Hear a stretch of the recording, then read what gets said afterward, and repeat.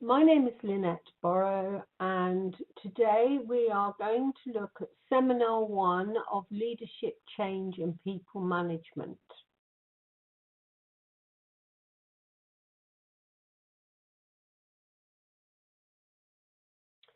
So before we begin, what I'd like to make sure is that you have got your with you the syllabus for leadership, change and people management, the assignment brief and the assignment guidelines, because the purpose of this session, as we'll see, is to actually go through the assessment plan for your assignment, and you should have that for every seminar. So the objectives are that at the end of the session, you'll have understood the structure of the seminars, the role in supporting assessment and links with the content of lectures. We'll have considered the syllabus in detail and the learning outcomes and reviewed the assignment brief and discussed its requirements. We'll have evaluated the resources for reference to support assessment and discussed selection of an individual company choice that you will make so that you can complete your assessment. So first of all, you'll have seen this in lecture 1. This is the unit delivery structure. So the lectures cover the subject content, the key terms, the reference to concepts and theories, and generic case study material. The seminars, of which there are just 3, link with the syllabus, so they should be phased through the lecture sessions. They should be contextualized to specific material, so business examples in relevant local scenarios that you can actually use within your assignment. They are looking at the application of the theory and the structures of the lectures to case study scenarios, and they're most importantly about developing your assignment in preparation for submission of your assessment. So these are going to be the sessions. Now you can use these, although I don't necessarily recommend it. You can actually just look at the seminars at the end, but really you should be preparing your work for assessment. So there's very little for you to do but write-ups at the end of the 12 weeks or 12 sessions of lectures. So session 1, which is this one, introduces the syllabus, the assessment, and considers your company choice. Session 2, I would recommend actually that you review after session 6, and for this you need to review your assessment progress for learning outcomes 1, 2 and 3, and workforce contribution to organisational strategy, employee resources and engagement. And then session 3, seminar 3, is reviewed after the last one, after the last lecture, and it is a review of your progress for learning outcomes 4, 5 and 6, which are about leadership, change management and professional development. Okay, so let's take a look at the syllabus. So outline 1, we've got several pages of this. There are 6 learning outcomes. So the first 3, the first one is about understanding the contribution that an organisation's workforce can make to competitive advantage and the advancement of strategic vision and values.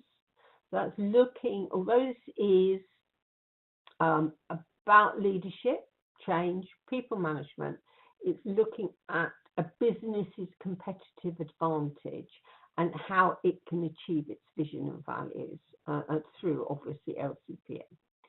Understand, learning outcome 1, is about understanding and being able to apply strategies for people resourcing, retention and development, because it recognises that people are actually core to being able to achieve that competitive advantage. And learning outcomes 3 is understanding strategies for enhancing employee commitment and engagement within the organisation using incentives and other mechanisms. So as part of our seminar activity 1, I want you to use your learning outcomes 1 to 3 and analyse those in depth. What does this mean? What are they asking me to do? How does this work in practice? If you do this before you've gone through the lectures, it will give you a bit of pre-reading and much helpful understanding of what we're going to be looking at. So task 2 is, from your knowledge, previous learning and experience, what is meant by the learning outcomes? What is the focus?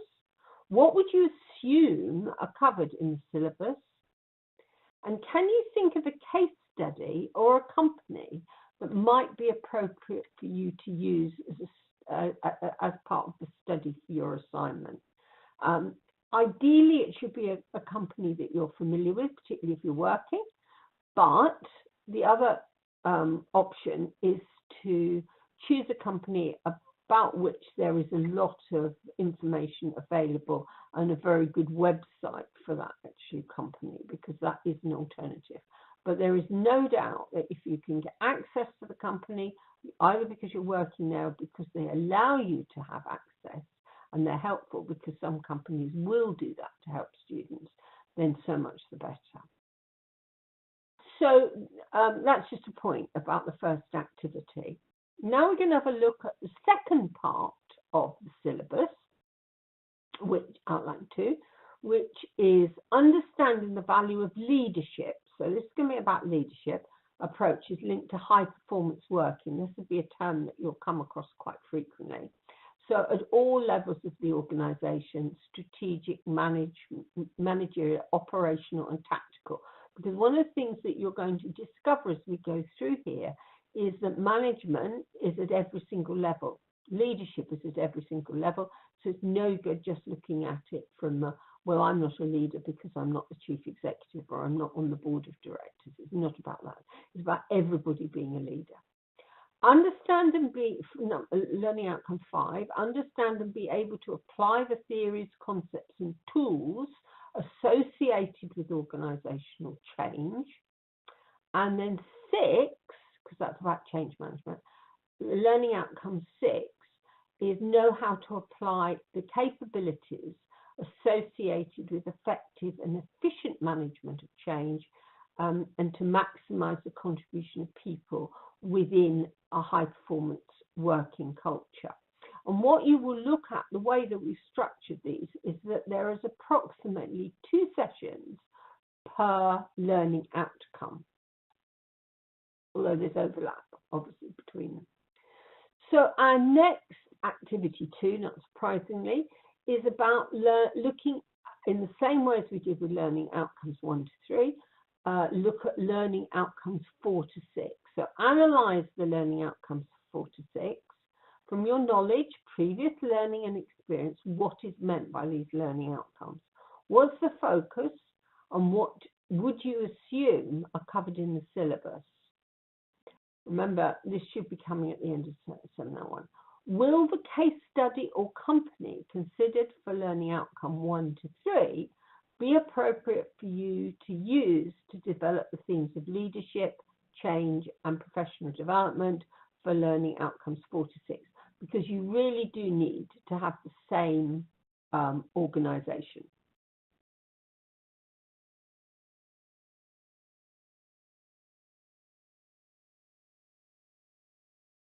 Right, we've got a little thing here called hints and tips. And you're going to come across these for these seminars quite frequently. So the key here, the hints and tips here, are about looking at the role of indicative content in the syllabus, and what do we mean by the marking criteria, and any other tips about how to do the assessment. So when we look at the assignment, the first thing that you need to do as part of your hints and tips is decide on the context of the company that you're going to choose. So the first thing I would say is that really to do this to the best, you do need to ideally look at a large or multinational organisation that has plenty of information on its websites so that we can get accessible material or case material. I mean, there can be exceptions to this, particularly if it's an organisation that you're very familiar with and you have lots of access. But the more information that is readily available, the better it will be for you. It will be a lot easier. There needs to be a consideration for some frame within that of scenario. So all syllabus topics to be covered are covered within a focus, which is leadership, change and people management. And the first thing that you need to consider about that is that most organisations are working within a lot of change and activity, and this needs to be demonstrated, because if you haven't got a change issue or a change management aspect, it's going to be very difficult to go through the aspects of the syllabus.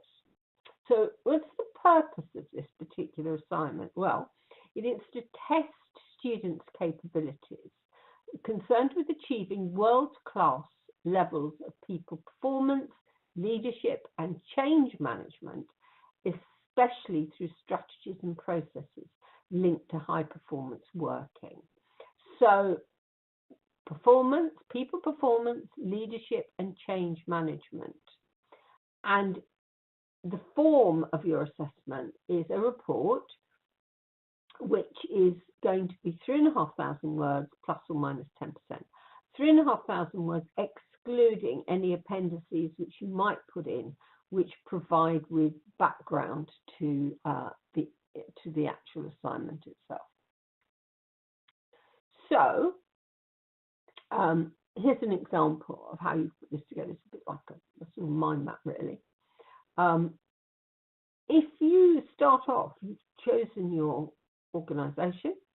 The theme could be for your business could be about change management, because we know that change management is the focus for quite a lot of this particular assignment, and it gives you a good vehicle by which you can go through all the different learning outcomes. So the context of change management is, say, organisational strategy, and there will be solutions for that, and that will include alignment of performance.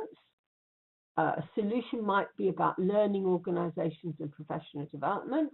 A solution might be about employee engagement, and a solution might also include the alignment of leadership and structure. And if you cover all of that in your assignment, then you will have completed every learning outcome within the assessment, and that is the purpose. And that's why I would suggest that you take the theme of change management as core to actually answering this particular assignment. Okay, so as we go through, we'll be doing some little bits on terminology. And the first one that I'm going to look at is what do we mean by corporate strategy, reminders. So it's the overall scope and direction of a corporation and the way its various business operations work together. So your change management focus may be that you're part of a subsidiary owned by a much larger organisation that forms part of this corporate view. Or you could take it from the perspective of being part of the larger organisation and looking at it top down. So looking at it from the corporate strategy perspective to the wider network. But either way, you need to make sure that you've got that terminology correct.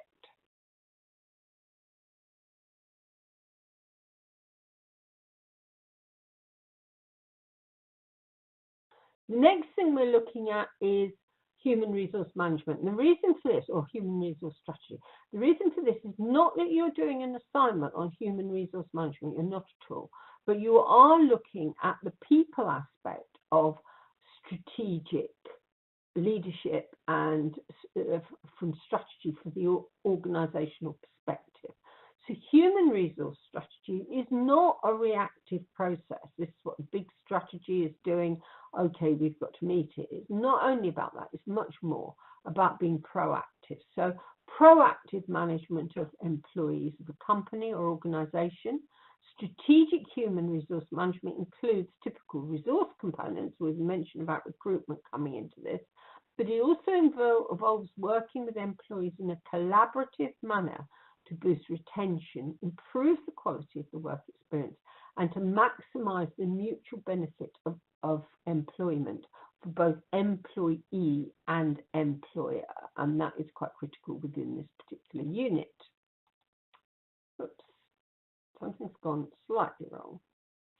So here, the highlighting, my animation's gone a bit strange. Highlighting various business operations includes the management of people. And this part, second quote, actually refers to, I hope, optimizing high performance working is involving the work with employees in a collaborative manner to boost retention. So here you are seeing terminology, you're seeing quotations absolutely fitting in with the requirements of the particular unit, in this case for optimizing high performance working. Now, what are the examiners who are going to examine your piece of work doing?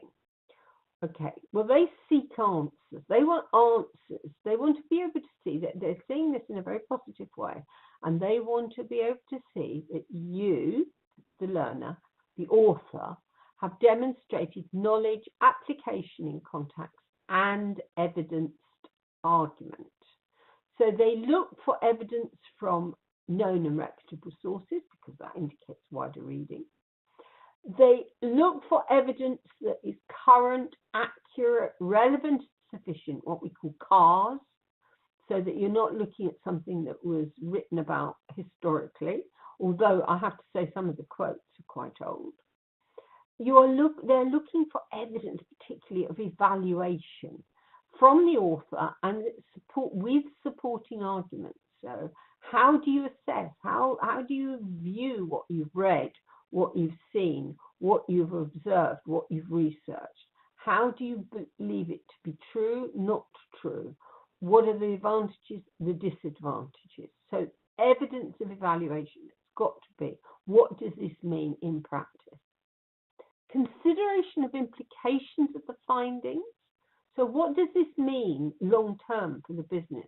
What's the impact of that? And any results and recommendations and decision making must be applied. So we're not looking at just theory. The company needs to do this. It isn't. It's the company is recommended to do this, and this is the reason why. So there has to be reasonable and justified judgments. And if there's one slide to remember or to go back to when you're writing up your assignment, it's this. This is what the examiners are looking for. So what else do they look for? Well, they look for your capabilities, not your knowledge, not just your arguments or anything else.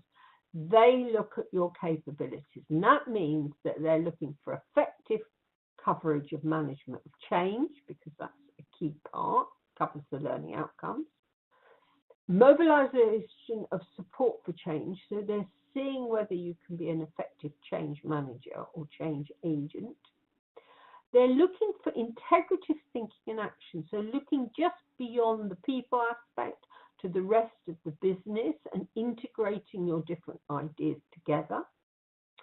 They're looking at your ability to analyze a situation and to come up with appropriate change ideas. They're looking for your ability to investigate and research, either through book work or actual work, experiential work. They're looking at how you're managing your information. So how have you got it? Have you got it in a logical order? They're looking for problem solving and decision making skills. They're also looking, a very important thing for a leader and manager these days, is your ability to influence and persuade. And then they're also looking for business-like presentation techniques. So what they don't want to do is to get you to just ramble on forever or produce work which is not of a suitable standard. It has to be of the highest business quality. So they also look for referencing. So they want to make sure that you have demonstrated a real in-depth understanding of the subject matter by comparing and contrasting different authors, and it shows that you've read more widely and referenced appropriately. So they will look at evidence that the candidate has used appropriate range of theories and models. The referencing adds value and credibility. Evidence that all references have been attributed and that appropriate referencing techniques are very important at level 7 in text and in bibliography are evident. And please note the warning below. Plagiarism, i.e. copying and paste without attribution, will be severely penalised. And when we talk about plagiarism, yes, it's not just about not about saying that this comes from a source, but what you need to be able to make sure you do is that you're the one that does the analysis, you're the one that attributes, and your referencing is there to support an argument that you're putting forward, not the other way around. So as a reminder, the format for your referencing is this, that if you are directly quoting in text, I've got an example there, you would show your direct quotation and then put in brackets Johnson et al. 2008, and then in your reference at the end, you would put the book out in full. I've chosen a different book here. So in the bibliography, the book, the shape of it will be, in this case, Mullins, 2016 Management and Organisational Behaviour, 11th edition, Pearson Education. So you understand the shape of that, and I'm sure you will make sure that you've covered every angle of it. Now, for this particular unit, you can make do with the slides and the additional, there is some additional learning materials, particularly towards the end, but it's always useful to look up. It's always useful to read some of the textbooks. And the textbooks on the right-hand side, Management, Mullins, I've mentioned that already, HR Strategy, Change Management, really good learning resources for you to use for this particular topic. They are changing all the time. The books are coming out. We can see there's 11th edition, 8th edition, 10th edition. It doesn't matter if you've got a slightly older one, because things don't change that much. It's just the case materials that are important that do change. And you can also look at journals. I've listed some journals and some websites. Now, the advantage to those journals and websites is that all the new thinking, constant developments, constant case material that's coming through is really very, very useful to keep you up to date. So your textbooks give you the framework, very, very good sources and everything else. But the other more up-to-date regular publications or websites are equal, if not greater value, because they keep that up-to-date thinkingness, which you're going to need to demonstrate. So, activity number 3 is that you look at the sources of information you can use for this unit. So based on the unit title, Leadership, Change and People Management, collect together as many sources of information on the subject as you can, and as many core texts as are available. So those are the core texts that I mentioned in the previous slide, and in an ideal world, that's what you'll have. research alternative sources of information. So what other texts, newspapers, journals, online study guides and articles are available to you? Huge amount of information available on the internet, really there is, and you shouldn't have any problems at all. Save any links or references for future use.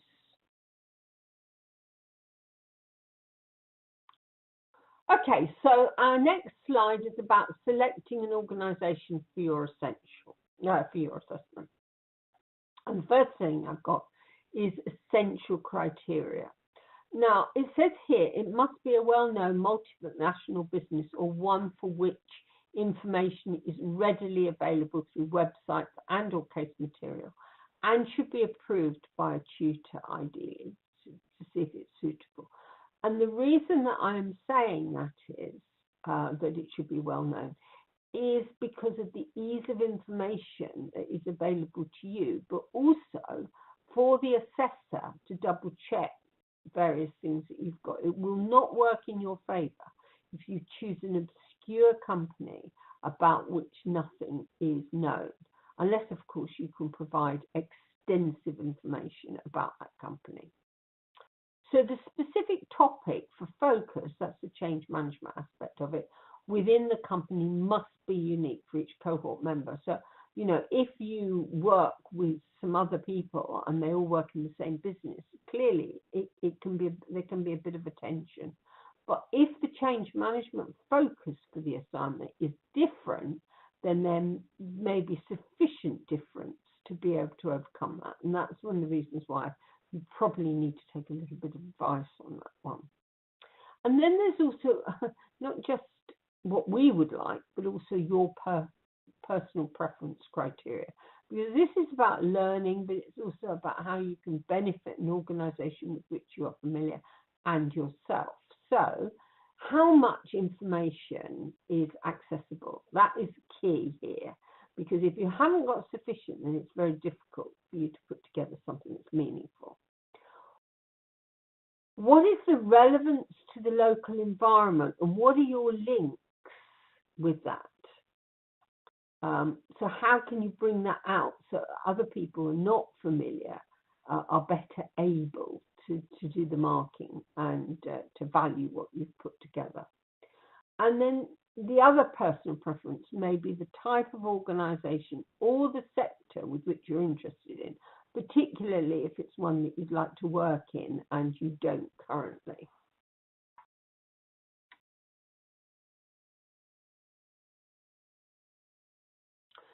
So our next activity is about using, you can do these at the end, of course, using the website and any other sources, investigate possible organisations of interest to you. And when you're researching websites for information of a particular company, look at what their people management and strategies are about. Do they seem to align with what's happening in terms of the corporate aims and objectives? A lot of information should be available on that organisation. What's their overall opinion of leadership? How does that come across? You can have a look at things like annual reports to get you a feel of that. How do they deal with change management? Again, annual reports and accounts, really very useful. Their approach to ethics or corporate and social responsibility. So again, another thing about ethics and values. And often they would do, if they're a real good people management company, they will have career opportunities and developments which they're publishing. And maybe they're publishing it all the time, partly because they're growing, partly because they're changing their culture to capture some of this information.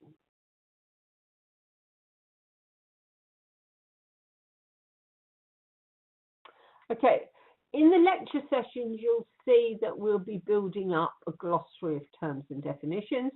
So I just thought I'd like to remind you that after every session, or until you get to the end, there are suggestions for a glossary of terms.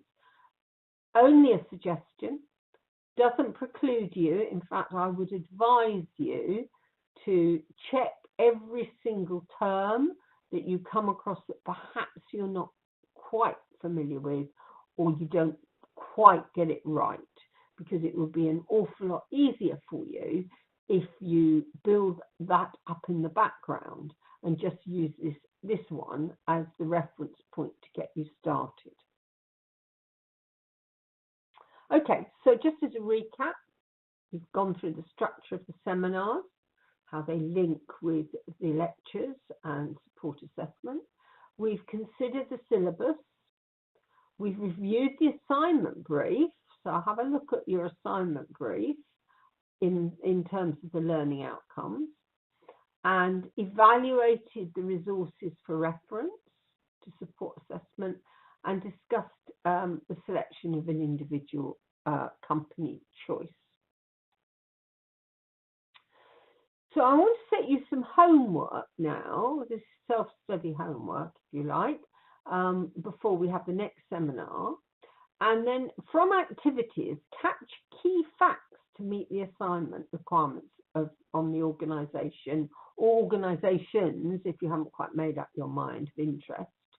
But then quite quickly, you need to be able to finalise company and topic selection, and preferably get approval for that, because if you've got a problem, you don't want to go through a great deal of stress in preparation and hard work if unfortunately it then can't be used. So that's your homework for this particular session.